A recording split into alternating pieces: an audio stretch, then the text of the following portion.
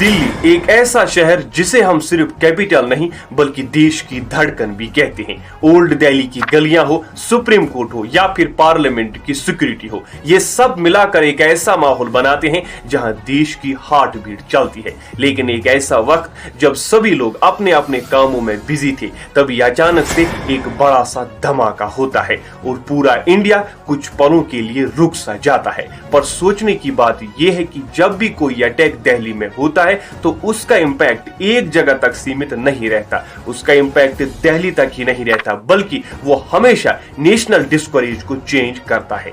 और हम हमेशा से एक सवाल पूछना भूल जाते हैं कि आखिर ये सब होता ही क्यों है, इसके पीछे आखिर है कौन और वो चाहते क्या है। आज की ये वीडियो सिर्फ टेररिज्म पर नहीं बल्कि पाकिस्तान की जियोपॉलिटिक्स माइंडसेट, उनके स्ट्रेटेजिक गोल्स, उनके हिडन मोटिव्स पर बेस्ड है, जिनके बारे में आम आदमी जानने की कभी सहमत ही नहीं करता।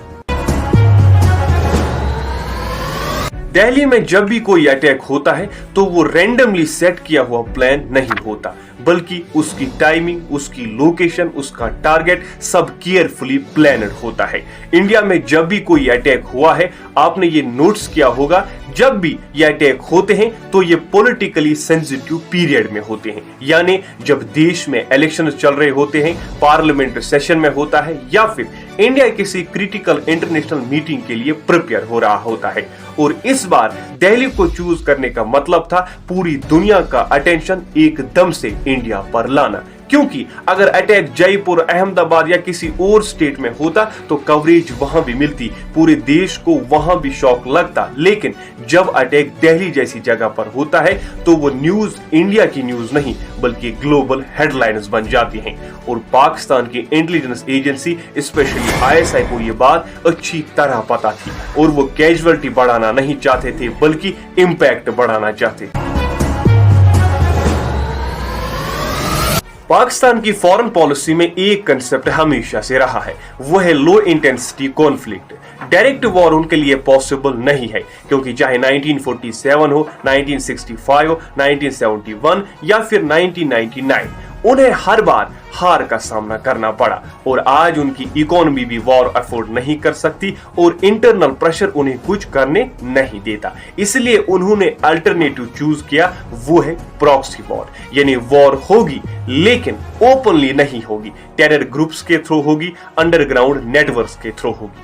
और दिल्ली का अटैक उनके लिए फाइनल गोल नहीं था, दिल्ली का अटैक उनके लिए एक साइकोलॉजिकल वॉरफेयर था, एक ऐसा वॉरफेयर जहां बुलेट से ज्यादा मीडिया का नॉइज इंपॉर्टेंट था। आसान लफ्जों में समझाऊं तो जब ये अटैक हुआ तो दुनिया ये नहीं देख रही थी, ये नहीं सोच रही थी कि इसके पीछे आखिर है कौन, ये ऐसा करते ही क्यों है। वो ये सोच रही थी कि इंडिया एक अनस्टेबल कंट्री है, वो हर बार अपनी कंट्री में ऐसे अटैक्स रोक पाने में नाकाम होता है और पाकिस्तान यही चाहता था, वो इंडिया को ग्लोबली अनस्टेबल दिखाना चाहता था।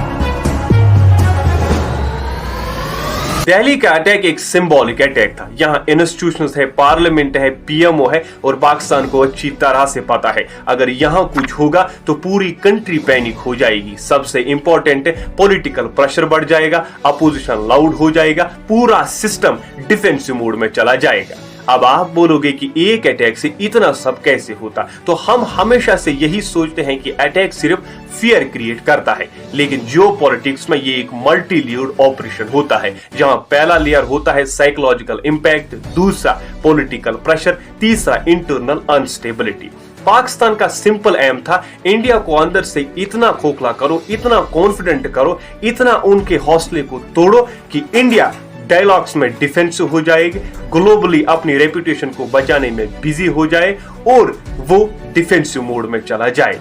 और जब भी पाकिस्तान को इन अटैक से जोड़ा जाता है, उनसे इनके बारे में सवाल किया जाता है, तो वो इन अटैक्स को कश्मीर के साथ जोड़ते हैं। उनका कहना होता है कि इंडिया ने इलीगली कश्मीर पर कब्जा जमाया हुआ है और जब तक ये कब्जा रहेगा तब तक ये अटैक्स होते रहेंगे। अब सवाल ये है कि क्या पाकिस्तान अपने मकसद में कामयाब हुआ, जो वो चाहता था, इंडिया को अनकॉन्फिडेंट करना चाहता था, उनके हौसले को तोड़ना चाहता था, क्या वो उस मकसद में कामयाब रहा? तो शॉर्ट टर्म में कहे हाँ और लॉन्ग टर्म में कहे तो ना। शॉर्ट टर्म में कहा जाए तो उन्होंने इंडिया को पैनिक किया, ये सही है, उन्होंने इंडिया को शॉक दिया ये भी सही है, उन्होंने हेडलाइंस में कहीं ना कहीं इंडिया को अनस्टेबल दिखाया ये भी सही है, लेकिन लॉन्ग टर्म में कहे तो इंडिया की जो इंटेलिजेंस है वो मॉडर्न हुई, इंडिया की सर्विलेंस ज्यादा स्ट्रांग हुई, इंडिया का काउंटर टेररिज्म मैकेनिज्म सॉलिड हुआ, इंडिया ने पाकिस्तान के मल्टीपल मॉड्यूल्स को डिस्ट्रॉय किया, उन्होंने स्लीपर सेल्स के नेटवर्क्स का पता लगाया, अंडरग्राउंड नेटवर्क्स का पता लगाया और उन्हें ब्रेक किया, तो इंडिया और ज्यादा स्ट्रांग हो गया। यानी पाकिस्तान इंडिया को कमजोर करना चाहता था, लेकिन इंडिया 10 गुना स्ट्रांग हो गया। आखिर में एक बात समझनी बहुत जरूरी है, ये जो दिल्ली का अटैक हुआ इसके पीछे किसी टेरर ग्रुप का गुस्सा नहीं है, बल्कि ये पाकिस्तान के स्ट्रेटेजिक ब्रेन्स का कोल्ड कैलकुलेटेड डिसीजन था। उनको हमेशा से पता है कि हम इंडिया को बैटलफील्ड में नहीं हरा सकते, इसलिए इन अटैक्स के जरिए उनके कॉन्फिडेंस को तोड़ो, क्योंकि जब दिल्ली जैसी जगह पर अटैक होता है तो पूरे देश का कॉन्फिडेंस हिल जाता है। वो दिल्ली अटैक के जरिए इंडिया को और इंडिया की मैसेज पूरी दुनिया को दिखाना चाहता था कि हम अगर यहां तक आ सकते हैं तो हम आपको हरा भी सकते हैं। लेकिन हुआ क्या, पाकिस्तान इंडिया को कमजोर दिखाना चाहता था, अनस्टेबल दिखाना चाहता था, लेकिन इंडिया और ज्यादा स्ट्रांग हो गया। इन अटैक्स की वजह से उन्होंने और ज्यादा अपने इन्वेस्टिगेशन को बेहतर किया और ज्यादा अटैक्स का पता लगाया और उन्हें एग्जीक्यूट होने से पहले ही खत्म कर दिया। कश्मीर में आए दिन रेड्स होने लगी, स्लीपर सेल्स का पता लगा लिया गया, उनके पास जो प्लान्स थे उनको हमेशा के लिए खत्म कर दिया गया।